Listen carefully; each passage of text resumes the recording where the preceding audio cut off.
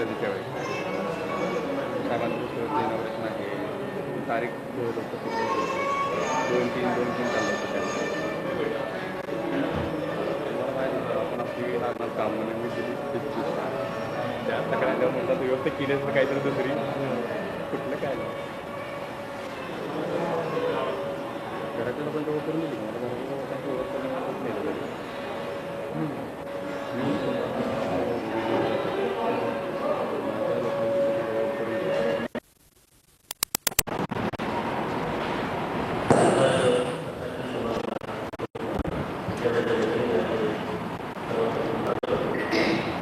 या कार्यक्रमाची सुरुवात विद्यापीठी विद्यार्थी विद्यार्थी यांनी चालू केली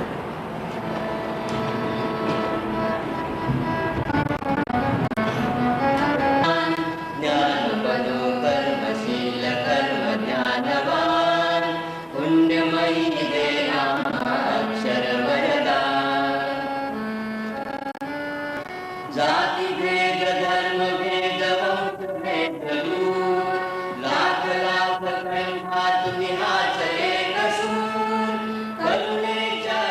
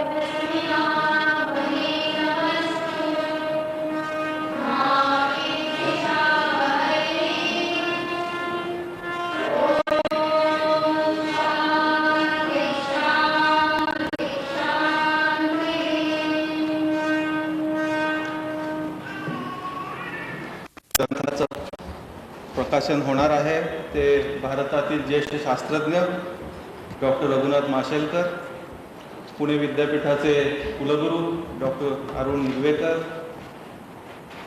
ज्यांनी हा अत्यंत महत्त्वाचा आणि अत्यंत निराळा असा ग्रंथ लिहिलेला आहे आणि ज्याच्या पुढील वाचनासाठी ग्रहणासाठी आपण या ठिकाणी आलेलो आहोत. या ग्रंथाचे लेखक डॉक्टर चांदेकर, पुणे विद्यापीठाचे कुलसचिव श्रीयुत पोळ आणि पुणे विद्यापीठाचे उपकुलगुरू डॉक्टर NJ सोनावणे, याबरोबरच आजच्या कार्यक्रमास उपस्थित असलेले विद्यापीठ वर्तुळातील शिक्षण क्षेत्रातील अत्यंत मान्यवर असे तज्ज्ञ माजी कुलगुरू डॉक्टर श्रीधर गुप्ते, पुणे विद्यापीठाचे माजी व्यवस्थापन परिषद सदस्य आणि औषधशास्त्र विद्याशाखेचे डीन, भारतीय विद्यापीठाचे उपकुलगुरू डॉक्टर शिवाजीराव कदम, ज्येष्ठ संगणक शास्त्रज्ञ डॉक्टर विजय भाटकर, आंतरराष्ट्रीय विद्यार्थ्यांच्या क्षेत्रात आपला ठसा उमटवलेले शिक्षण तज्ज्ञ डॉक्टर SB मुजुमदार, इथं उपस्थित असलेल्याची यादी इतकी मोठी आहे आणि या ठिकाणी आपण सर्वजण एका महत्त्वाच्या कार्यक्रमासाठी उपस्थित राहिलेलो आहोत. आपल्या सर्वांचे पुणे विद्यापीठातर्फे स्वागत आहे. पुणे विद्यापीठाला काही निराळ्या गोष्टी करायची ऐतिहासिक परंपरा आहे आणि याच परंपरेत बसणारा असा आजचा एक कार्यक्रम आहे असं मुद्दामून नमूद करावं असं वाटतं. विद्यापीठ अनुदान आयोगातर्फे विद्यापीठातल्या उत्कृष्ट PhDच्या थेसिस प्रकाशन करण्याची सोय उपलब्ध करून दिली. असे प्रबंध प्रकाशित करत असताना त्यांना काही माफक स्वरूपात विद्यापीठातर्फे मदत देण्याची याच्यामध्ये सोय उपलब्ध आहे आणि हे सगळं करत असताना माझे सहकारी पण इथं प्राध्यापक गोपाळ गुरु बसलेले आहेत. आम्ही जेव्हा समितीमध्ये चांदेकर साहेबांचं पुस्तक बघितलं त्यावेळेला आम्हाला सर्वांना असं वाटलं की हे पुस्तक जास्तीत जास्ती लोकांपर्यंत पोहोचणं आवश्यक आहे. याच्यातले विचार अत्यंत मौलिक आहेत आणि म्हणून विद्यापीठाने विद्यापीठाचं प्रकाशन म्हणून करा.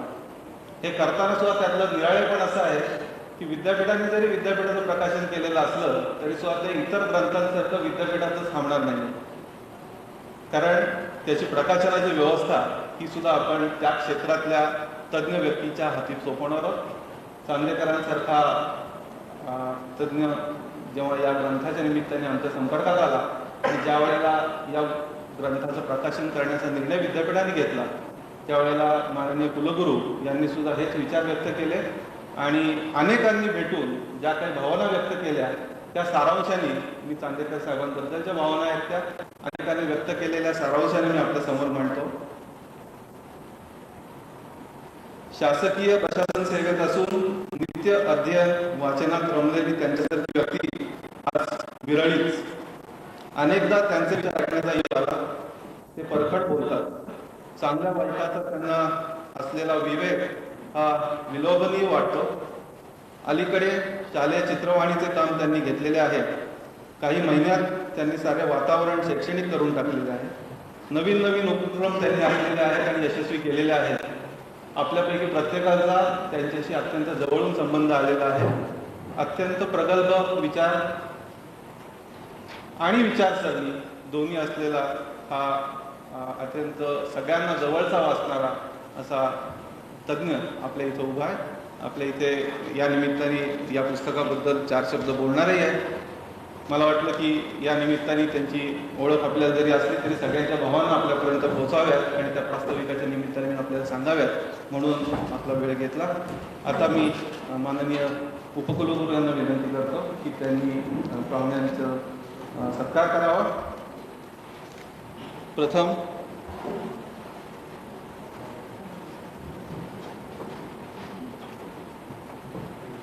डॉक्टर रघुनाथ माशेलकर.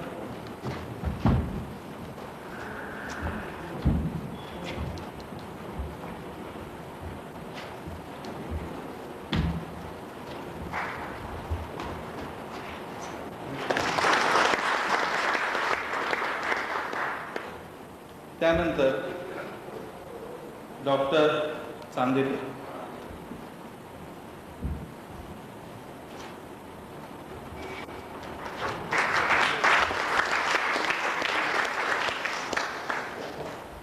डॉक्टर चांदेकर सरांना मी अशी विनंती करतो की त्यांनी आजच्या समारंभाचे अध्यक्ष आणि पुणे विद्यापीठाचे कुलगुरू डॉक्टर अरुण निगवेकर यांना पुष्पगुच्छ.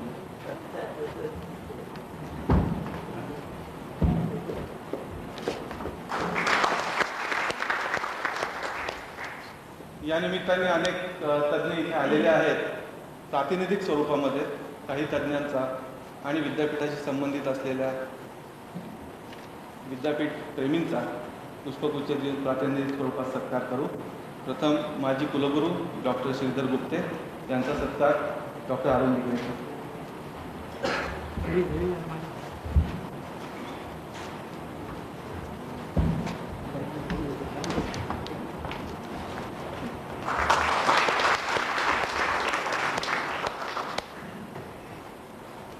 Doctor S.B. मुजुमदार यांचा सत्कार आहे डॉक्टर निगवेकर.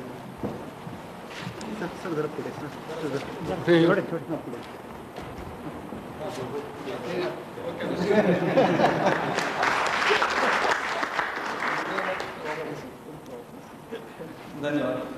डॉक्टर बीना इनामदार. धन्यवाद डॉक्टर भूषण पटवर्धन.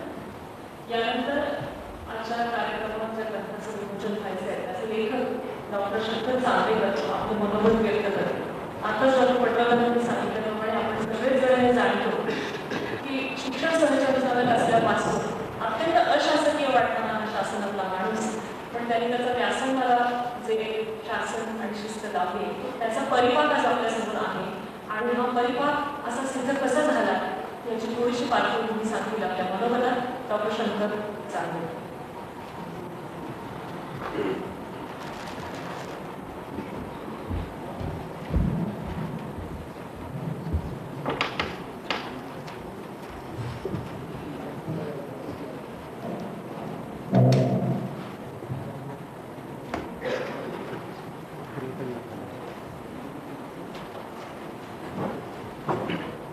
अखण्डमण्डलाकारं व्याप्तं येन चराचरं तत्पदं दर्शितं येन तस्मै श्रीगुरवे नमः. आजच्या समारंभाचे प्रमुख अतिथी आणि जगप्रसिद्ध शास्त्रज्ञ, आमच्या भारताचा अभिमान स्वाभिमान आदरणीय डॉक्टर माशेलकरजी, पुणे विद्यापीठाचे कुलगुरू आदरणीय डॉक्टर निगवेकरजी, कुलगुरू doctor M.J. Sonawane, doctor Bhushan Patwardhan विद्यापीठाचे कुलसचिव, श्रोतृवृंदामध्ये उपस्थित असलेले डॉक्टर विजय भारकर, माजी कुलगुरू डॉक्टर श्रीधर गुप्ते, S.B. मुजुमदार आणि सर्व सहृदयतेने आणि आत्मीय प्रेमाने या कार्यक्रमास उपस्थित असलेले विद्वज्जन. हा खरोखरच आज माझ्या दृष्टीने आनंदाचा दिवस. परंतु माझं मनोगत सांगताना या ग्रंथाची निष्पत्ती कशी झाली हे सांगण्यात मी वेळ घालवणार नाही. ही इव्हेंट जी आहे आज भारताच्या आणि जगाच्या दृष्टीने कशी महत्त्वाची ठरणार आहे याबद्दलच मी बोलणार आहे. कारण तशा प्रकारच्या विभूती ह्या व्यासपीठावरही विराजमान आहेत आणि श्रोतृवृंदामध्येही विराजमान आहे. मित्रहो, आज आपण पाहतो की हे इन्फॉर्मेशन अँड कम्युनिकेशन टेक्नॉलॉजीचं युग आहे. त्याचं नेतृत्व करणारे धुरंधर आज आपल्यामध्ये उपस्थित आहेत सगळे. आणि त्या दृष्टीने असं दिसतं की हे एक विस्फोटाचं युग आहे. ह्याच्यामध्ये या विस्फोटाचं स्वरूप आपल्याला 3-4 स्वरूपामध्ये प्रकर्षाने दिसतं. एक तर माहितीचा विस्फोट, एक्सप्लोजन ऑफ इन्फॉर्मेशन, त्यानंतर ज्ञानविज्ञानाचा विस्फोट, एक्सप्लोजन ऑफ नॉलेज, त्याचबरोबर लोकसंख्येचा विस्फोट. मोठी समस्या वाटू लागते आपल्याला. आणि या लोकसंख्येच्या विस्फोटाबरोबरच विज्ञान आणि तंत्रज्ञानाने आम्हाला जी अनेक सुखसाधनं उपलब्ध करून दिली, त्यामुळे मानवी इच्छा, आशा, आकांक्षा आणि महत्वाकांक्षांचा विस्फोट, असं हे एकंदर विस्फोटाचं दृश्य आहे. आणि या सर्वांचा परिपाक म्हणून याचं दृश्य आपल्याला कसं दिसतं? Exploitation, pollution and corruption. आणि म्हणून जगातले बरेचसे विचारवंत चिंतित झालेले दिसतात, हादरलेले दिसतात. Dark side of the growth अशा प्रकारचे ग्रंथ, द फ्युचर शॉक अशा प्रकारचे ग्रंथ आपण वाचले असतील. आणि त्यांचे विचार ऐकून असं वाटायला लागतं की जणू काही भविष्य भारताचा आणि जगाचा अंधकारमय आहे. परंतु अशा प्रकारच्या ह्या अंधकारमय विचार जगामध्ये प्रसृत होत असताना त्याच्यातही एक प्रचंड आशेचा किरण की जो या विकासाची आणि या विज्ञान तंत्रज्ञानाच्या वाढीची एक पॉझिटिव्ह बाजू सतत मांडत असतात प्रकर्षाने, ते दिव्य विभूतिमत्व म्हणजे डॉक्टर माशेलकर. आणि ज्या ग्रंथाचा संबंध हा या भारतातील संस्कृती ज्यांच्या ज्ञानविज्ञान दृष्टीवर उभी आहे ते आमचे ऋषी मुनी द्रष्टे, अशा प्रकारच्या द्रष्टा ऋषींचा अनुभवाचा ग्रंथ प्रकाशित करताना त्याच तोलामोलाचा माणूस व्यक्तिमत्व हवा आहे. तर हे द्रष्टेपण मला डॉक्टर माशेलकरांमध्ये आढळलं. मी त्यांच्या नकळत अनेक भाषणे ऐकली. मी आता 4 महिन्यापासून त्यांच्या पुढे जाऊ लागलो मी, परंतु तिथे मला दिसलं की नाही, हा या युगाचा एक द्रष्टा ऋषी आहे. सर्वत्र निगेटिव्ह विचार प्रसृत होत असताना डॉक्टर माशेलकर सांगतात की नाही, 21वे शतक हे भारताचं आहे. जग म्हातारा होत असताना भारत तरुण आहे आणि भारतामध्ये नवचैतन्याचा संचार झाला तर 21व्या युगामध्ये सर्व क्षेत्रात नेतृत्व हे भारताचंच राहील.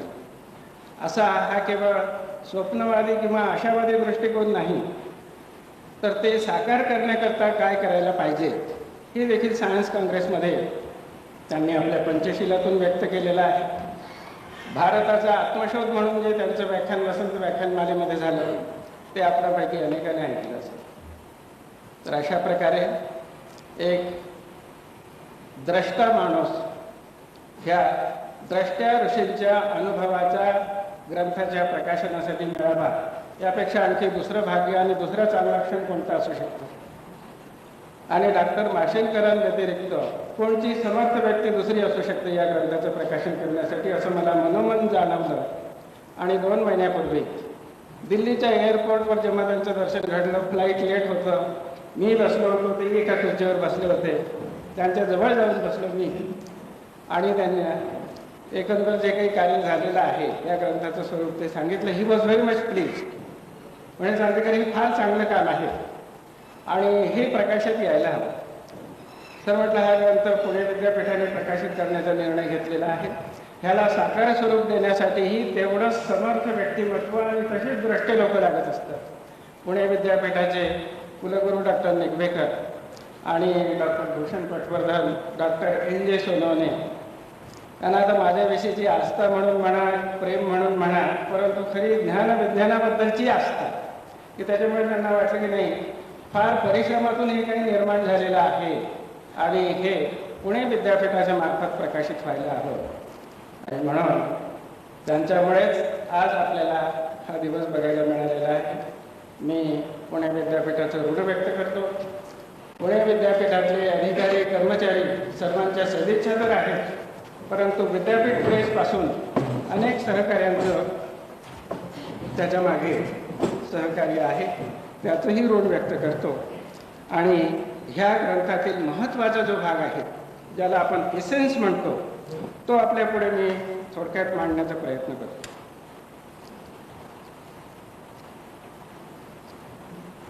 तर निगेटिव्ह विचारवंत जे आहेत त्याच्यामध्ये आशेचा किरण आणि त्याचा कार्यक्रम दाखवणारे डॉक्टर माशेलकर ह्यांच्या विज्ञानदृष्टीशी मिळणारीच ही वैदिक विजन किंवा दूरदृष्टी आहे, दिव्यदृष्टी आहे. किंबहुना मी असं म्हणेल की डॉक्टर माशेलकर ज्या पंचशिलाबद्दल आणि ज्या अधिष्ठानाबद्दल बोलत असतात, आत्मशोधाबद्दल, त्याचं अधिष्ठान या ग्रंथातून देण्याचा मी अल्पसा प्रयत्न केलेला आहे. ही मोठी इमारत जी पुढे बांधायची आहे त्याचा एक दगड या निमित्ताने पाया रचला गेलेला आहे, असं मी अभिमानाने नाही तर यथार्थ भावनेतून आपल्या पुढे ठेवू इच्छितो. त्यात मी आपल्याला फक्त 5 ते 10 मिनिटात 5000 वर्षाच्या मागे घेऊन जाणार आहे. कारण आपण विद्यापीठात बसलेलो आहोत आणि इथे विद्येची उपासना अखंड चाललेली असते. या विद्येमध्ये भारतीय परंपरेमध्ये विद्येचं क्लासिफिकेशन मुंडकोपनिषदामध्ये फार सुरेख केलेलं आहे आणि तोच प्रसंग आजही दिसतो आपल्याला. ज्ञान इतकं प्रचंड गतीने पुढे जात आहे, संगणक इतक्या प्रचंड गतीने पुढे पळतो आहे त्याच्या पिढ्या, की आपल्यासारख्या ज्येष्ठ नागरिकाला आणि विचारवंतांनी वाटू लागते की आपण कालबाह्य तर झालो नाही ना, हे सर्व तंत्रज्ञान आपल्याला समजलं नाही तर आपला जन्म वाया तर जाणार नाही ना. असाच प्रश्न या मुंडकोपनिषदामध्ये शौनक नामक एका तरुण विचारवंताने अंगिरस ऋषीला विचारला होता आणि तो प्रश्न असा, कस्मिन्नु भगवो विज्ञाते सर्वमिदं विज्ञातं भवति इति. काही हे असंच परिवर्तनशील झालं क्षणाक्षणाला, सर्वं शून्यं सर्वं दुःखम सर्वं क्षणिकम असंच म्हणत राहणार का आम्ही? नाही. तर महाराज असं काही या विश्वामध्ये आहे का की क्षणाक्षणाला बदलत असताना देखील जे तत्व जाणलं तर सर्व जाणल्याचं समाधान मिळू शकतं? त्याचं उत्तर देताना अंगिरस ऋषींनी म्हटलेलं आहे, तस्मै स होवाच द्वे विद्ये वेदितव्ये इति स्म यत् ब्रह्मविदो वदन्ति. ज्यांनी या विश्वाचं यथार्थ स्वरूप जाणलं आहे ते ब्रह्मविद काय म्हणतात की विद्येचे 2 प्रकार आहेत, पराच अपराच. अपरा विद्या आणि पराविद्या. आता अपरा विद्येचं क्लासिफिकेशनही त्यांनी करून टाकलं. तत्रा अपरा, ज्याला भ्रमाने आपण विद्या समजतो, तर अंगिरस ऋषी काय म्हणतात ते लक्षात घेण्यासारखं आहे. तत्रा अपरा ऋग्वेदो यजुर्वेद सामवेदो अथर्ववेद शिक्षा कल्पो व्याकरणम निरुक्तम छंदो ज्योतिष्यमिती.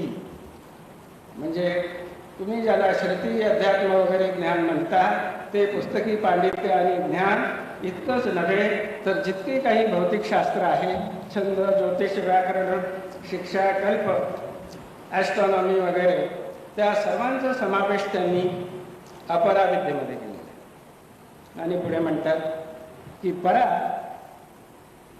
अथ परा यथा तद अक्षरमधिगम्यते. अक्षराकडे बोट दाखवलेला आहे आणि आपल्या पुणे विद्यापीठाचं विद्यापीठ गीत हे ह्याच्याच उपासनेकडे लक्ष देते. ज्ञान बनो कर्मशील कर्मज्ञानवान पुण्यमयी देया मा अक्षर वरदान. तर हे अक्षर वरदान काय आहे त्याचा विचार आज आपण या प्रसंगाच्या निमित्ताने करणार आहोत.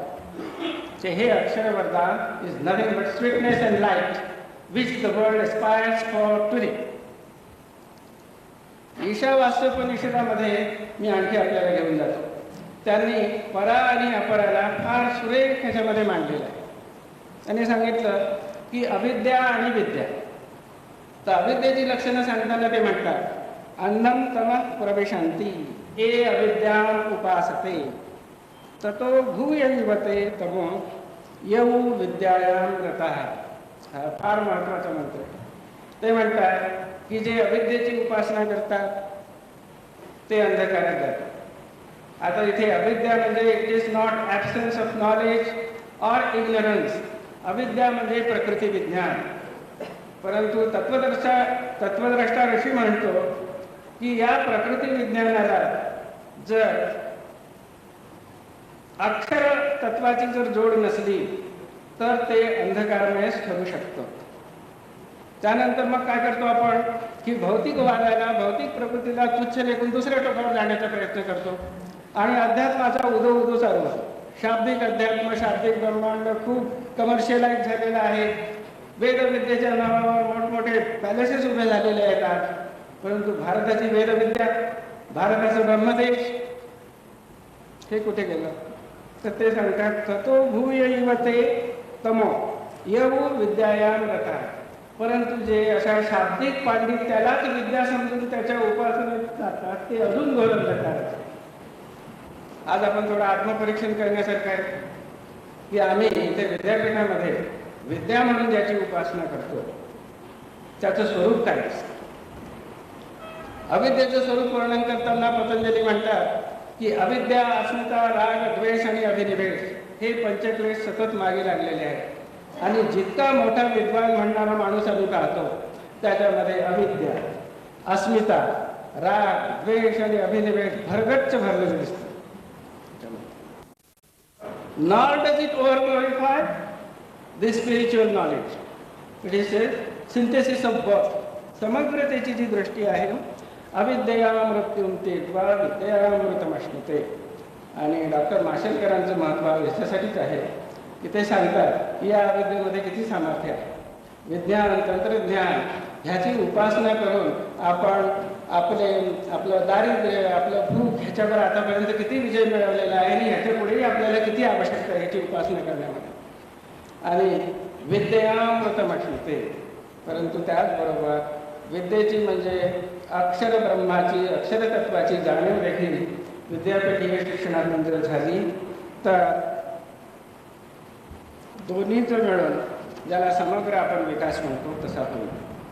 हे या संशोधनाचं मूळ आहे. म्हणजे अविद्या, this is the field of science and social sciences, where vidya is the sphere of vision, wisdom and vision.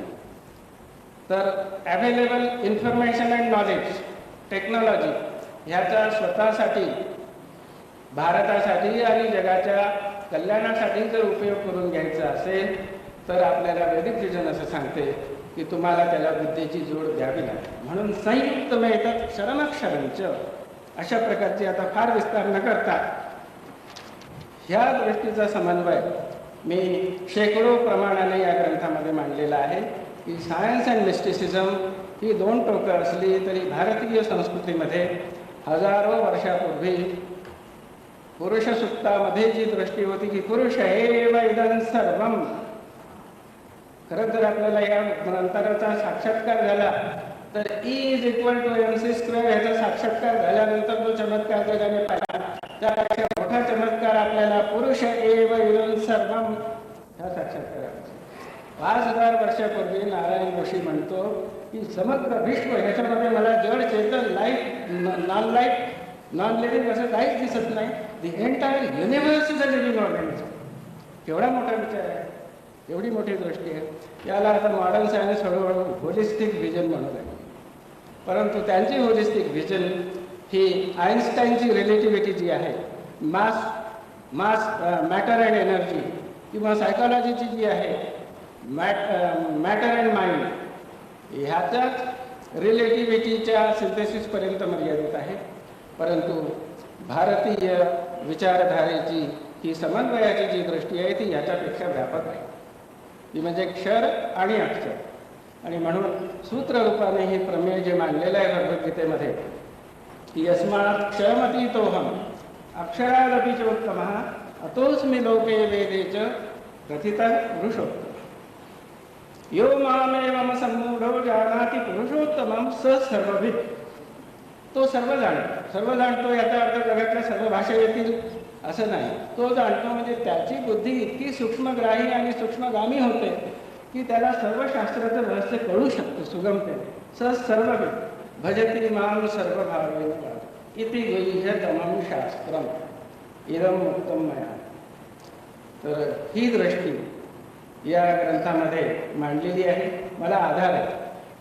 मी काही स्वतःहून I am also enlighten by the tattvadarshan. या युगामध्ये जसं डॉक्टर आइन्स्टाईन यांनी रिलेटिव्हिटीचा शोध आणि तो आपला प्रकल्प सिद्धांत 1911 मध्ये प्रसिद्ध केला असावा. त्याच्याही अगोदर हा समन्वयात्मक सिद्धांत भगवान श्री मायानंद चैतन्यांनी आपल्या भारतभूमीमध्ये 1909 साली प्रकाशित केलं. हे इतिहासाचं सुवर्णाक्षराने लिहून टाकण्यासारखं पान जे आहे ते अजिबात अज्ञात होतं. मला पुणे विद्यापीठाच्या संस्कृत आणि तत्त्वज्ञान विभागातल्या प्राध्यापकांनी सुद्धा कबूल करून सांगितलं की चांदेकर, तुम्ही याच्याबद्दल संशोधन केलं नसतं तर एकंदर 5000 वर्षापूर्वीची ऋग्वेदापासून भगवद्गीतेपर्यंत आणि संत वाङ्मयापर्यंत जी अखंड लिंक लागलेली आहे ती आम्हाला कळली नसती. आणि मायानंद चैतन्य यांनी इतकं मूलगामी संशोधन की जे जगाला 21व्या शतकात फार उपयुक्त ठरणार आहे ते आम्हाला माहीत झालं नसतं. तर त्याच्यावर आधारित हा ग्रंथ आहे. शेवटी आपल्या पौरात्य विचारसरणीमध्ये एक प्रोग्राम दिलेला आहे, नुसताच विचार नाही. तर म्हणतात the vision is 1 year, cultivate flowers. मला म्हटलं where the vision is 10 years, cultivate trees. Where the vision is eternal, cultivate peoples. तर भारतामध्ये हा कार्यक्रम आहे आणि ज्यांच्या हस्ते या ग्रंथाचं उद्घाटन होणार आहे ते हा कार्यक्रम सतत सांगतात, कल्टिवेट पीपल. आणि त्यांचं लक्ष बालकावर आहे, कारण हा तरुण होणार आहे. तारुण्यावस्थेकडे झेपावणारा हा भारत त्यांच्या कक्षेत आहे. त्यानंतर सगळे युवक हा तरुण भारत विद्यापीठात आणि महाविद्यालयात बसलेला आहे. त्याच्यात मी फक्त एकच ॲड करू शकतो, या संशोधनामधून आम्हाला जी परिपक्व बुद्धीचे आमचे ज्येष्ठ नागरिक आहेत त्यांना वगळता येणार नाही. त्यांचेही ह्युमन रिसोर्सेस आम्हाला ह्या एनलायटनमेंटसाठी वापरून घ्यायचे आहेत आणि म्हणून या ग्रंथाचा त्यासाठीही वापर होणार आहे. फक्त ते कुठेतरी सांप्रदायिक विचारामध्ये अडकलेले असतील, त्यांना ह्या विज्ञाननिष्ठेचं जर अधिष्ठान मिळालं तर ते आमचे युवक आणि बालपिढी, आजोबा म्हणून बालपिढीवर संस्कार तेच करतात. आणि म्हणून कल्टिवेटिंग पीपल्स हा प्रोग्राम जो आहे तोच महत्त्वाचा आहे. डॉक्टर माशेलकरांचं वैशिष्ट्य तेच आहे. भारतामध्ये या शतकात अनेक द्रष्टे झालेत. त्यापैकी भारतरत्न डॉक्टर बाबासाहेब आंबेडकर यांचं द्रष्टेपण खरोखरच आजही आपण विचारात घेण्यासारखं. परवा मी त्यांचा ग्रंथ एक चाळत होतो. कॉन्स्टिट्युएंट असेंब्लीचे आणि ड्राफ्टिंग कमिटीचे चेअरमन म्हणून त्यांनी एके ठिकाणी भाषण केलं होतं. त्या भाषणातला हे 4-5 वाक्य ते फार महत्त्वाचे की जे आपल्याला कल्टिवेटिंग ह्युमन बिईंग्ज आणि त्यांनी रोल ऑफ इंटेलेक्च्युअल क्लास की जो आज या व्यासपीठामध्ये ज्ञानेश्वर सभागृहामध्ये बसलेला आहे तो राष्ट्राच्या आणि जगाच्या जडणघडणीसाठी किती महत्त्वाची भूमिका बजावू शकतो हे त्यांनी सुरेख शब्दात सांगितलेलं आहे. ते मी इथे वाचून दाखवणे इष्ट समजतो. There is no exaggeration in saying that the entire destiny of a country depends upon its intellectual class. If the intellectual class is honest, independent, and disinterested, it can be trusted to take the initiative and give a proper lead when a crisis arises. याची फार आवश्यकता आहे. An intellectual class may be a band of high-souled people, high-souled persons, ready to help, ready to emancipate erring humanity, or it may easily be a gang of crooks. Intellectual class may easily be a gang of crooks or a body of advocates of a narrow clique from which they draw their support. हे दृश्य आपल्याला दिसतं, त्याच्यावर फार आपण भाष्य करणार नाही.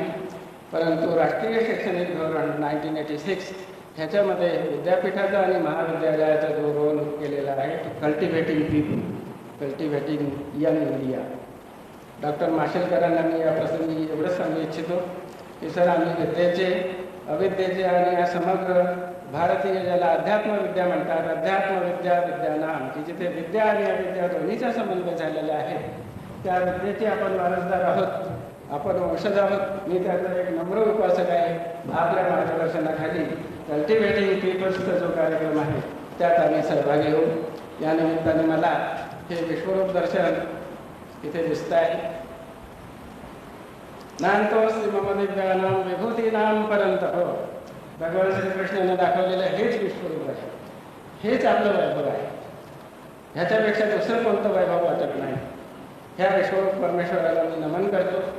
इथेच थांबणार नाही, इथे आता सुरुवात झाली. इथे आणखी UGCच्या सहकार्याने आम्हाला ह्या वैदिक व्हिजनचं अप्लिकेशन राजकारणाच्या फील्डमध्ये, समाजकारणाच्या फील्डमध्ये, अर्थकारणाच्या फील्डमध्ये ह्याचे ॲप्लिकेशन्स कसे आहेत आणि त्यामुळे 21व्या शतकातील अर्थकारणाचा, राजकारणाचा चेहरा कसा बदलून जाऊ शकतो आणि ते सामर्थ्य भारताच्या खाली कसं आहे यासाठी आपल्याला काम करायचं आहे. आपले आशीर्वाद मला मिळावे, आपलं मार्गदर्शन मला मिळावं अशी ह्या नारायण स्वरूप परमेश्वराला नमन करून हे वैदिक व्हिजन ऑफ द युनिव्हर्स हे पुस्तक मी विश्वनारायणाला समर्पण करतो. सद्गुरू समर्थ.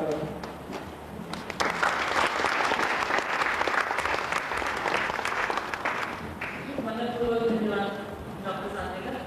तरच जाणीव आपल्याला निश्चितच कोणाला असेल आणि त्यामुळेच या ग्रंथामध्ये व्यक्त केली the changing order and orderly change किंवा the rhythmic change and the changing rhythm of the universe ही संकल्पना त्यांच्यामुळे आपल्याला समजावून घेणं अधिक सुकर होतं. त्यांना मी आता अशी विनंती करते की त्यांनी द वैदिक व्हिजन ऑफ द युनिव्हर्स या ग्रंथाचं प्रथम प्रकाशन करावं आणि त्यानंतर या निमित्ताने आपले मौलिक विचार आम्हा सर्वांना जरूर मार्गदर्शनपर स्वरूपात सादर करावे. डॉक्टर रघुनाथ माशेलकर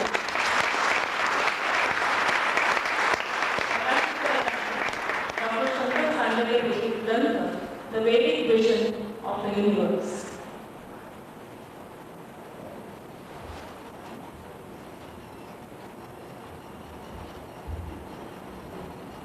ग्रंथ विमोचनाबद्दल डॉक्टर माशेलकर यांच्याबद्दल निर्देश यानंतर त्यांनी आपले विचार व्यक्त करावे अशी मी त्यांना विनंती करते. डॉक्टर रघुनाथ माशेलकर.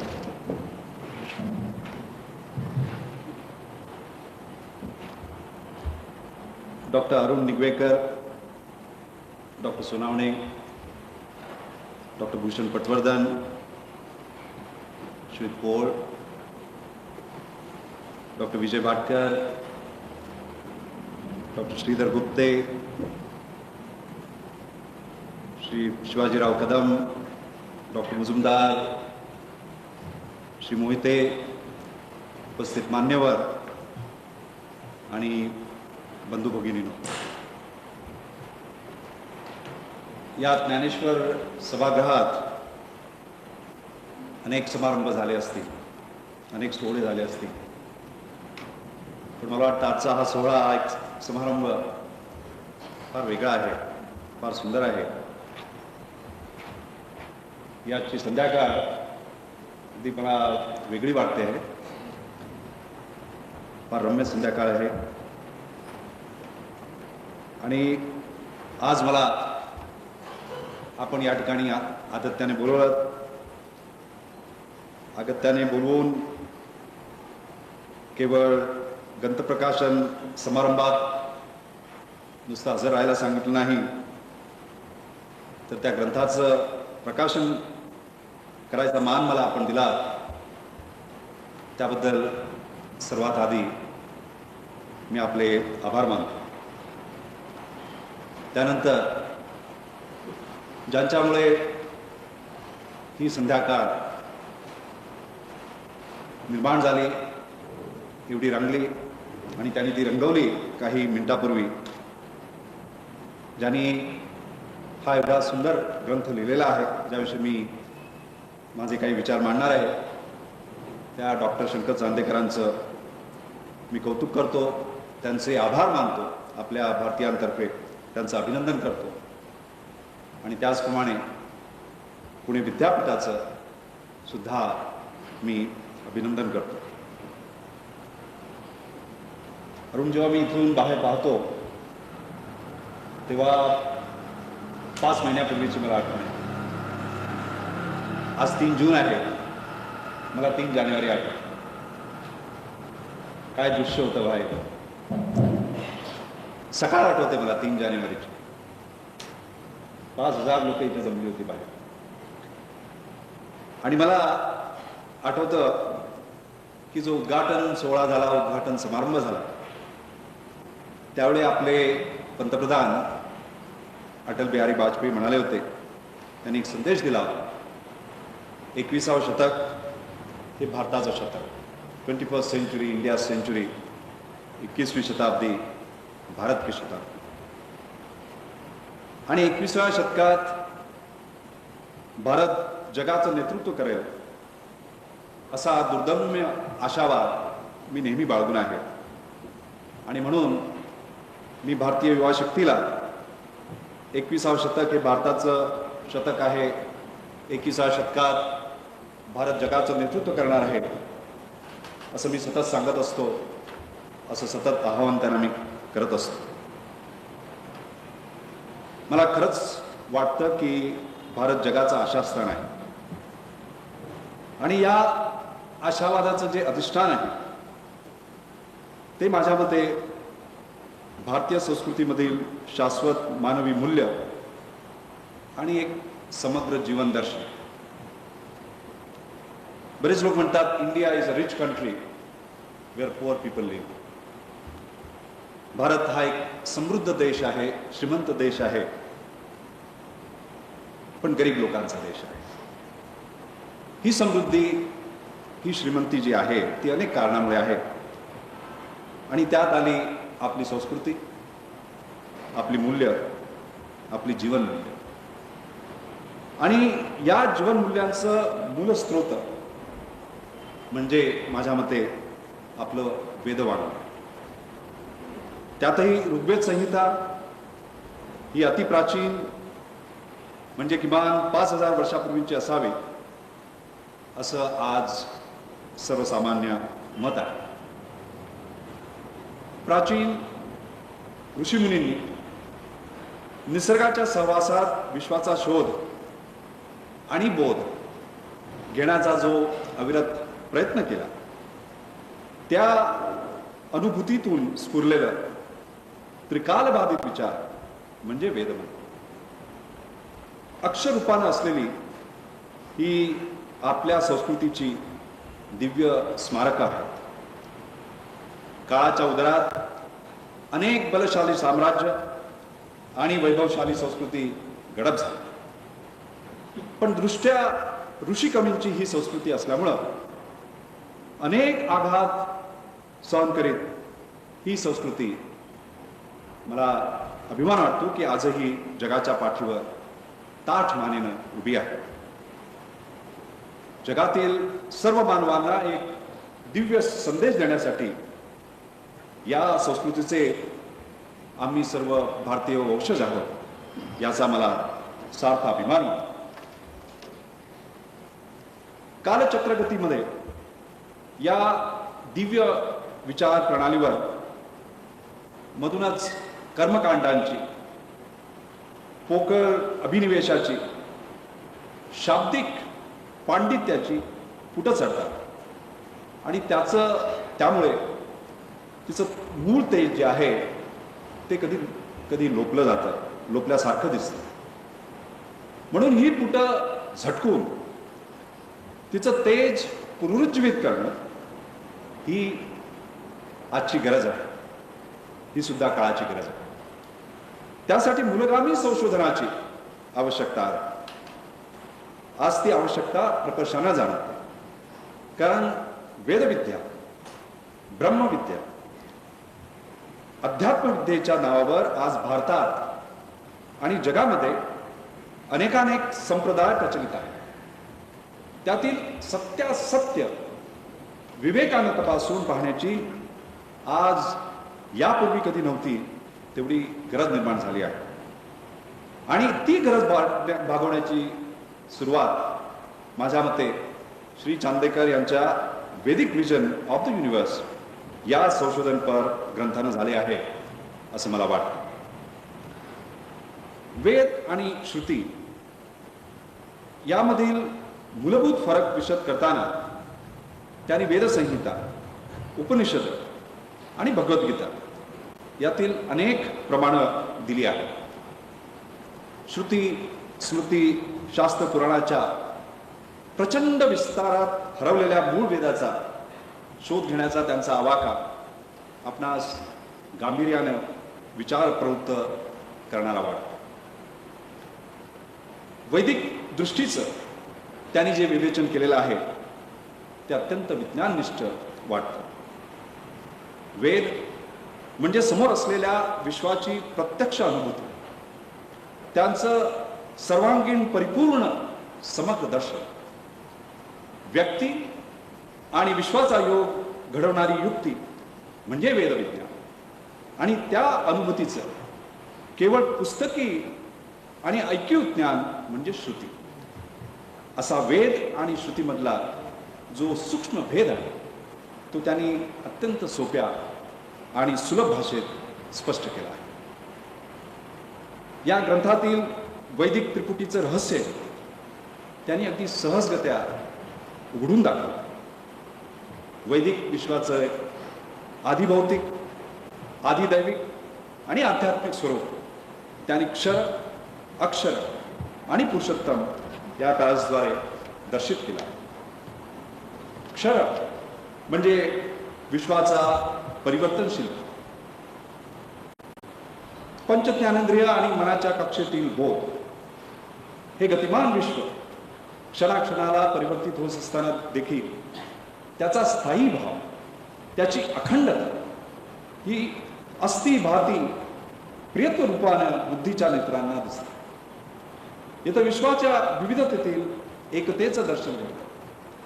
हा विश्वाचा अक्षर.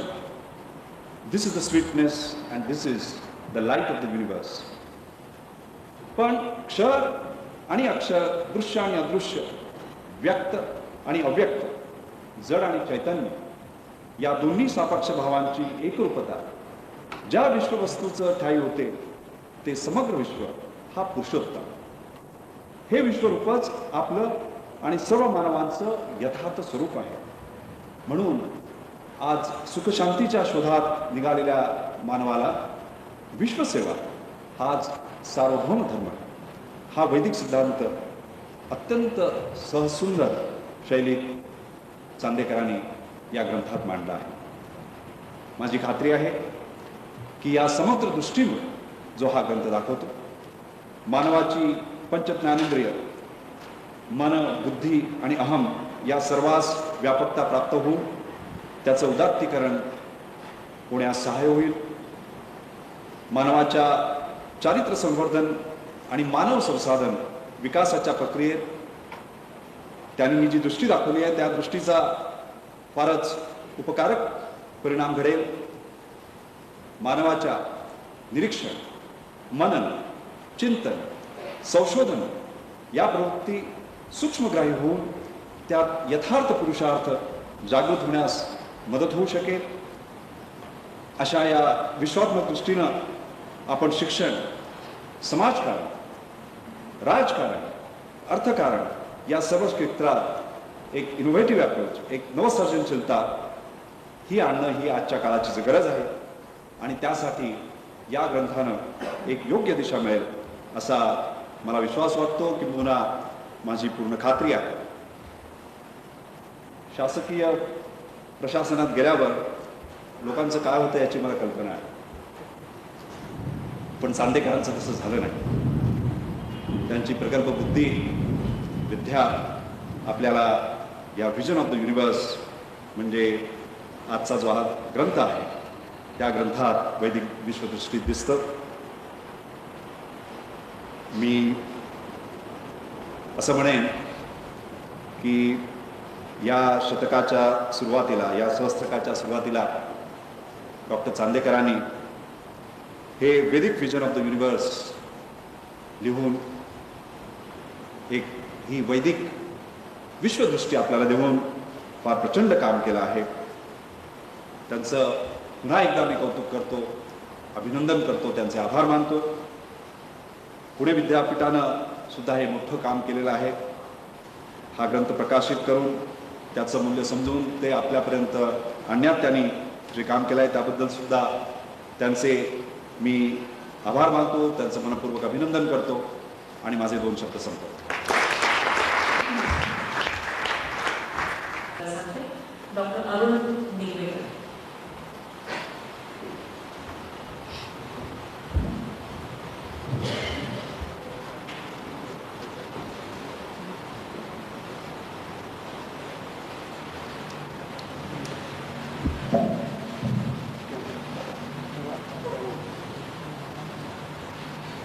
येऊ घातलेल्या शतकाला योग्य ती विज्ञान दृष्टी देण्याची ताकद असलेले विज्ञान ऋषी आणि पुण्याचा अभिमान असे डॉक्टर रघुनाथ माशेलकर, व्यासपीठावरील माझे सर्व सहकारी, ज्या लेखकांचं आपण आज कौतुक करतो आहोत आणि ज्यांनी आपल्या विद्यावाचस्पतीच्या अभ्यासाकरता जो विषय घेतला आणि त्याचाच विषयाचं विस्तारित असं हे जे पुस्तक प्रकाशित होतं आहे ते डॉक्टर शंकर चांदेकर, भारती विद्यापीठाचे कुलगुरू डॉक्टर गोयटे, पुणे विद्यापीठाचे माजी कुलगुरू डॉक्टर श्रीधर गुप्ते, उपकुलगुरू भारती विद्यापीठाचे doctor Shivajirao Kadam, doctor S B Mujumdar, खूप प्राचार्य, शिक्षक, व्यवस्थापन कर्त्यातील मंडळी, माजी शिक्षक, बरेच लोक इथं जमे आहेत. चांदेकरांचे मित्रवर्गही आहेत आणि चांदेकरांचे कुटुंबीय मित्र होते. संत वाङ्मय आणि वेद वाङ्मय याचा विज्ञाननिष्ठ अभ्यास केलेले असे हे डॉक्टर चांदेकर आहेत. आपण ऐकलंच आहे की प्रशासकीय काम ते करत असत, अजूनही करतायत. परंतु या प्रशासकीय कामाला त्यांनी अध्ययन, अध्यापन आणि संशोधन याचा पदर सातत्याने लावून ठेवला आणि त्या कारणानंच शिक्षण क्षेत्रामध्ये ज्यांना अभ्यासकाची एक वृत्ती आहे, ज्यांना शैक्षणिक मूल्याची किंमत आहे, अशा लोकांनाही ते प्रिय आहेत आणि प्रशासकीय भूमिकेतून जी जी व्यक्ती शिक्षण क्षेत्राशी निगडीत येते त्यांनाही ती प्रिय आहे. तेव्हा असा सुरल संवाद साधलेले असे हे चांदेकर आहेत. आणि त्यांचं पुस्तक जे वेदिक व्हिजन ऑफ द युनिव्हर्स आत्ताच थोड्या वेळापूर्वी प्रकाशित झालेलं आहे. माझ्या दृष्टीने फार महत्त्वाचं आहे, कारण अशी वेद अभ्यासाची ताकद असलेला लेखक आणि विज्ञान नेतृत्वाची शक्ती असे डॉक्टर माशेलकर, हा असा समसमाज संयोग झालेला आहे. आणि गमतीची गोष्ट आहे, पंचमहाभूतातलं वरुणराज या उद्घाटनाला हजर आहे. तेव्हा याच्यासारखं चांगलं दृश्य कोणतं असावं याची कुणीही, मला असं वाटतं की अपेक्षा करू नये, याचं इतकं सुंदर दृश्य कोणतं असणारच नाही. आणि असं हे पुस्तक पुणे विद्यापीठाला प्रकाशित करण्याचा जो मान मिळाला त्याचा आम्हाला सानंद अभिमान वाटतो, एवढंच मी आपल्याला सांगू इच्छितो. मित्रहो, आपल्या भारतीय संस्कृतीला हजारो वर्षाचा इतिहास आहे. त्याचप्रमाणे आपलं भारतीय वाङ्मय जे आहे त्याला पण अशी खूप मोठी परंपरा लाभलेली आहे. आणि या दोघांच्या मागं जर आपण कोणतं मूल स्रोत आहे हा शोधायचा जर प्रयत्न केला तर मला असं वाटतं की वेद वाङ्मयाचं स्थान त्याच्यावरती अत्यंत निश्चित असं स्वरूपाचं आहे. अर्थात हा जो वेद आहे, हे जे वेद आहेत हे वैदिक ऋषींनी जे काही चिंतन केलं त्याचा हा एक परिपाक आहे. आणि हे चिंतन कशाबद्दल झालं ही मात्र महत्त्वाची गोष्ट आहे. आजच्या किंवा हजारो वर्षापूर्वीच्या काळामध्ये किंवा अजूनही येणाऱ्या हजारो वर्षाच्या काळामध्ये विश्व हे सातत्यानं आपणा सर्वांना पडलेलं एक सुंदर कोड आहे. विश्वाचा उगम कशात झाला त्याची व्याप्ती काय, त्याचा विकास विस्तार किती आहे, आणि विश्वामध्ये जे वेगवेगळे ग्रह आहे, तारकांचे समूह आहे, सूर्यमाला आहे, यांचा एकमेकांशी संबंध काय, एकमेकांशी नातं काय,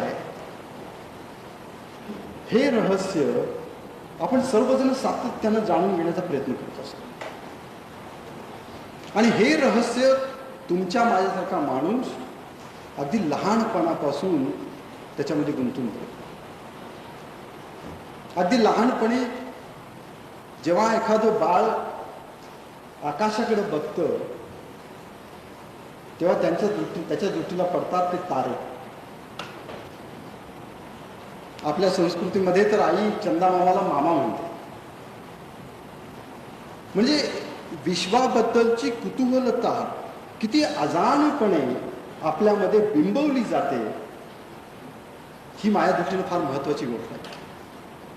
पण त्याचबरोबर या पृथ्वीवर सर्वात संवेदनशील आणि बुद्धिमान प्राणी म्हणजे मनुष्य प्राणी. आणि हा मनुष्य प्राणी दुसऱ्या व्यक्तीशी जेव्हा संपर्क साधतो किंवा समूहाशी संपर्क साधतो त्यावेळचं जे नातं निर्माण होतं, त्याच्यावेळचे जे बंध निर्माण होतात ते एक वेगळ्याच प्रकारचं नातं असतं आणि ते वेगळ्याच प्रकारचे बंध असतात. आणि प्राणी आपल्या स्वतःच्या नात्यांच्यापासून दूर पळू लागतो, समाजापासून दूर पळायला लागतो आणि अंतर्मुख होतो. त्यावेळेला असलेला मानव प्राणी हा एक वेगळाच आहे. म्हणजे हा एक विचित्र असा संगम आहे.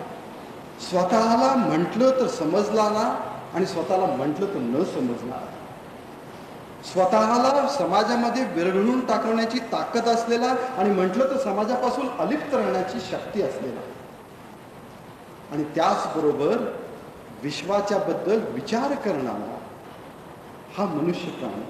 आणि हे विश्व आणि हा मनुष्य याच्यामधलं जे नातं आहे हे पुरातन काळापासून सर्वांना पोचलेलं पुढं आहे. ऋषीमुनींनी जेव्हा याचा विचार करायला सुरुवात केला, याचा अभ्यास करायला सुरुवात केला, या विचारातूनच, या अभ्यासातूनच वेदाची निर्मिती झाली. कारण त्यांनी हे सगळ्या नात्याचा शोध घ्यायचा प्रयत्न, हे विश्व काय आहे, हे अवकाश काय आहे, मी कोण आहे, याचा एकमेकांशी संबंध काय आहे, याचा जेव्हा त्यांनी शोध आणि बोध घेण्याचा प्रयत्न केला आणि ते विचार सूत्ररूपानं त्यावेळेला प्रचलित असलेल्या भाषेमध्ये म्हणजे संस्कृत भाषेमध्ये मांडायला त्यांनी सुरुवात केली आणि त्यातून वेदाची निर्मिती झाली. वेद असे ऋषींनी मुनींनी विचाराची जे जबरदस्त अशी झेप घेतली, कल्पनातीत झेप घेतली, त्या कल्पनातीत झेपेला एखाद्या प्रकारचा अनुभूती, अप्रत्यक्ष अनुभूती, त्यांना प्रत्यक्ष अनुभूती त्यावेळेला मिळत नव्हती, अप्रत्यक्ष अनुभूतीतून त्यांनी विचार एकत्र मांडायला सुरुवात केली आणि हे वेद निर्माण झाले. आणि सर्वप्रथम ही जी अनुभूती प्रगटली ती ऋग्वेदाच्या रूपात, आणि नंतर या मंत्रांच्या गायनातून सामवेदाचा जन्म झाला आणि त्यातच निर्मिती झाली यजुर्वेदाची आणि अथर्ववेदाची. हे 4 वेद असे प्रकर्षानं पुढे आले ज्याच्यामध्ये विश्व मानव यांचा एकमेकातला संबंध याच्याबद्दल झोत टाकण्याचा विचार पुढे आलेला आहे. नंतर मात्र गमतीची गोष्ट घडत गेली. कालांतरानं हे जे मूळ वेदमंत्रांचं जे मूळ आहे याचे भाग व्हायला सुरुवात झाली. ज्ञानमार्ग, कर्ममार्ग आणि उपासना मार्ग या 3 भागामध्ये यांचं विभाजन व्हायला सुरुवात झालं. आणि या 3 भागामध्ये ज्यावेळेला त्याचं विकसित हे भाग होऊ लागले, विस्तारित जेव्हा हे भाग होऊ लागले, त्यावेळेला मंत्रद्रष्टा असे जे ऋषी होते यांनी मगाशी जसं मी म्हटलं की अप्रत्यक्ष जो अनुभव होता त्याला परोक्ष ज्ञानाची जोड द्यायला सुरुवात झाली. आणि या परोक्ष ज्ञानाच्या जोडीतून हे जे 3 विभाग निर्माण झाले त्याच म्हणजे श्रुती आहे. म्हणजे वेदातून श्रुतीची उत्पत्ती झाली. माणूस कसा एखादं महत्वाचं असं कोड हळूहळू सोडवायला सुरुवात करतो त्याची ही पहिली प्रचिती होती. वेदातून श्रुतींची निर्मिती झाली आणि ज्या काही 4 संहिता आपल्यापुढं उभ्या राहिल्या त्यावेळेला त्या संहिताच्या कारणानंच ज्याच्यामध्ये परोक्ष प्रियता ही जास्त प्रमाणात आपल्याला आढळते त्या कारणानंच कालांतरानं श्रुती म्हणजेच वेद आहेत असे लोक म्हणायला सुरुवात झाले. असं म्हटले गेलं आहे की श्रुतीस्तु वेदो विज्ञेयो, म्हणजे श्रुती म्हणजेच वेद आहे. आणि या ठिकाणी डॉक्टर चांदेकरांनी जो एक सूक्ष्म फरक दाखवण्याची एक क्रिया केलेली आहे आपल्या पुस्तकामध्ये ती माझ्या दृष्टीने फार महत्वाची आहे. वेदांचं महत्व एका परीनं आहे, श्रुतींचंही महत्व एका दुसऱ्या परीनं आहे. दोघांच्या मध्ये म्हटलं तर सूक्ष्म भेद आहे, म्हटलं तर सूक्ष्म भेद नाही. पण या दोघांच्या परिपाकातून मानवी जीवनमूल्यांची आणि मानव आणि विश्वाची जी एक आपणाला अनुभूती होती ती वेगळ्या प्रकारे होऊ शकते. 4 वर्षापूर्वी ही जी घटना घडली त्याच्यानंतर मात्र बदल वेगळ्या दृष्टीनं झाला. त्याच्यानंतर यात जास्तीत जास्त मनुष्याला पटू शकेल आणि आपल्या रोजच्या जीवनाशी निगडीत राहू शकेल असा जो एक ग्रंथ निर्माण झाला तो म्हणजे श्रीमद भगवद्गीता. म्हणजे वेद, श्रुती, स्मृती, पुराण आणि त्याच्यानंतर जी श्रीमद भगवद्गीता आली, आपण त्याला म्हणतो की ही सर्व उपनिषदांची सार आहे. भगवद्गीता ही सर्व उपनिषदांची सार आहे असं आपण म्हणतो. आणि किंबहुना असंही म्हटलं जातं की भगवद्गीता ही वैशिष्ट्यपूर्ण स्वतंत्र उपनिषदच आहे. आणि ही फार महत्वाची गोष्ट आहे, कारण भगवद्गीता जी आहे ही नर आणि नारायण याच्यामधला संवाद आहे. आपण नर कोणाला म्हणतो? जगामध्ये हजारो लोक जन्म घेतात. तुमच्या माझ्यासारखे कोट्यावधी लोक या देशामध्ये आहेत, या जगामध्ये आहेत. पण आपल्या जीवनाची इति कर्तव्यता काय आहे हे जेव्हा अंतर्मुख होऊन बघावं लागतो आणि ती बघण्याची याच्याकडे ताकद आहे, ती बघण्याची याच्याकडे शक्ती आहे, अशा माणसालाच नर म्हणतात. आणि असा नर जो अर्जुन होता त्यानं श्रीकृष्णाशी संवाद साधला आणि म्हणूनच भगवद्गीता ही जन्माला. हे त्यातली फार महत्वाची गोष्ट आहे. म्हणजे नरत्व म्हणजे मुमुक्षत्व आहे. एका दृष्टीनं अंतःकरणाची रुजुता आहे त्याच्यामध्ये आणि सत्याचा प्रत्यक्ष अनुभव घेण्याची ताकद, सत्याला सामोरं जाण्याची शक्ती असणं हे नरत्वाचं लक्षण आहे. आणि असा नरत्वाचं लक्षण असलेला अर्जुन आणि नारायणाचा संवाद जो 16व्या अध्यायामध्ये आलेला आहे याच्यामध्ये वेद, श्रुती, स्मृती, पुराण याचं एक वेगळंच असं विवरण आपल्याला दिसून येतं. आणि म्हणून आपल्या सांस्कृतिक इतिहासामधला श्री भगवद्गीता हा महत्वाचा टप्पा ठरलेला आहे. आपल्याला कल्पना आहे की गीता धर्म म्हणून जो आपण म्हणतो हा मगाशी मी जसं म्हटलं की आपल्याला फार जवळ असणार आहे. कारण राजकारण, धर्मकारण, अध्यात्म, व्यवहार किंवा ज्ञान विज्ञान किंवा ज्ञान आणि कर्म याच्यावर इतकं सुंदर असं विवेचन झालेलं आहे की कार्यरहित ज्ञानापेक्षा ज्ञानयुक्त कर्तव्य हे श्रेष्ठ आहे. हाच गीतेमधला जो संदेश आहे हाच तुम्हाला पूर्वीच्या वेदामध्ये दिसून येतो. ही एक चांगली साखळी निर्माण झाली. पण त्याच्यानंतर जे सगळ्यात महत्वाचं कार्य मला घडलं असं जे वाटतं ते ज्ञानेश्वरांचं आहे. ज्ञानेश्वरांनी गीता प्राकृत भाषेमध्ये आपल्यासमोर, तुम्हाला मला समजणाऱ्या त्यावेळच्या मराठी भाषेमध्ये आपल्यासमोर आणली. एक अत्युत्तम तो ग्रंथ आहे. म्हणजे एका दृष्टीनं संस्कृत भाषेतला आणि संस्कृत भाषेमध्ये जो विकसित झालेला विचार होता तो मराठी भाषेमध्ये त्याने आणला. आणि त्याच्या पुढची पायरी म्हणजे संत वाङ्मय.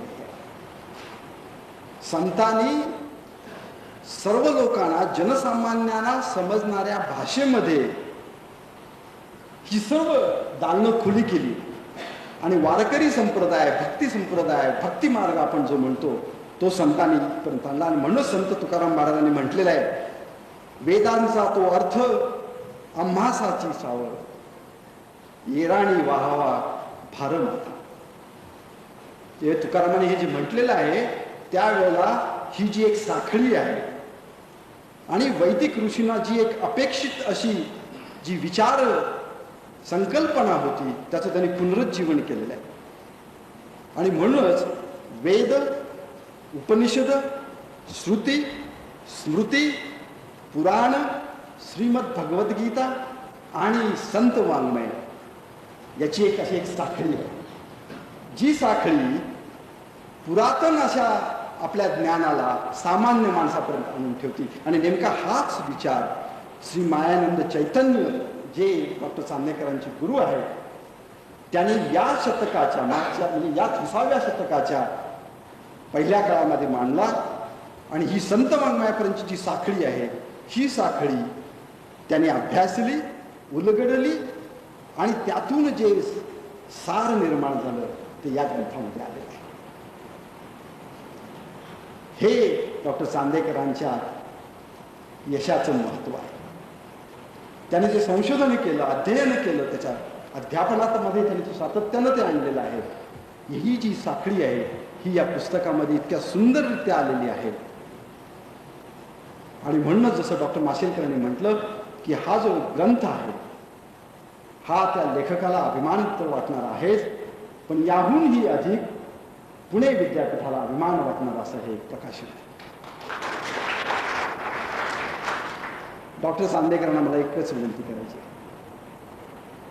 हे पुस्तक सरळ सुबोध अशा मराठीमध्ये माझ्या मराठी माणसांची त्या कारणानं ही जी संत वाङ्मयापर्यंतची जी साखळी आहे त्या साखळीला खरा अर्थ प्राप्त होणार आहे. आणि ते झालं की आपण केलेल्या ज्या संशोधनाचं जे खरं श्रेय आहे ते आपल्याला तर मिळणार आहेच, पण माझा जो पुढचा येणारा जो ऋषितुल्य डॉक्टर माशेलकरांच्या दृष्टीने, कारण हे पुढे येणारे हे ज्ञानाचे ऋषी आहेत सगळे, त्यांना वेगळी दिशा मिळणार आहे. आपण हे जे कार्य केलं त्याच्याबद्दल धन्यवाद. पुणे विद्यापीठाला जसं मी म्हटलं तसं सानंद अभिमान आहे. आपण सर्वजण या समारंभाला आलात त्याच्याबद्दल धन्यवाद.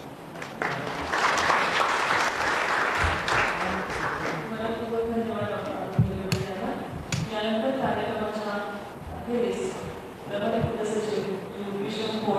सर्वांना लाभ आलेला मी विज्ञान आणि तंत्रज्ञान क्षेत्रातील ज्येष्ठ आणि श्रेष्ठ असं व्यक्तिमत्व असलेले डॉक्टर रघुनाथ माशेलकर यांचे आभार मानतो. सर, आपण विद्यापीठाच्या विनंतीला मान घेऊन या कार्यक्रमाला उपस्थित राहिला आणि अलौकिक ग्रंथाचं आपण प्रकाशन केलं त्याबद्दल धन्यवाद. वेद विषयाचे आपले बौद्धिक विचारधन या विषयाच्या अभ्यासकांना आणि वाचकांना उपलब्ध करून दिल्याबद्दल डॉक्टर चांदेकर यांचे मी मनपूर्वक आभार मानतो. विद्यापीठाच्या विनंतीला मान घेऊन या कार्यक्रमाचे सूत्रसंचालन प्रेम असलेले आणि विद्यापीठावर प्रेम असलेले आपण सर्वजण या कार्यक्रमाला आवर्जून पण आकर्षण उपस्थित राहणार त्याबद्दल एक संस्कृत प्रार्थना आणि पसायवासाठी सर्वांनी थांबायचं सादर करताय संस्कृत विद्यार्थी आणि नंतर विद्यापीठ कर्मचारी मनपूर्वक.